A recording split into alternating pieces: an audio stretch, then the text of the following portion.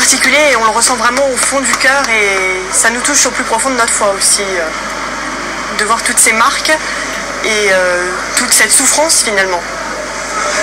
C'est une étape pour aller encore un peu plus près, pour découvrir encore mieux l'amour de Dieu finalement. Et ici, vous aussi, devant l'engouement, devant ces fidèles à Turin? Je crois qu'il y a deux choses. Il y a d'abord le fait que le pèlerinage est quelque chose qui est très important.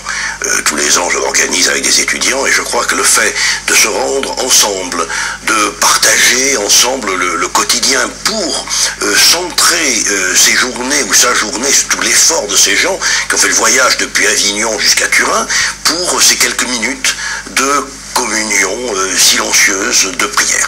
Et puis ensuite, c'est l'objet lui-même. On ne va pas n'importe où, on va vers un lieu qui a été marqué et qui a toujours été marqué par une tradition séculaire.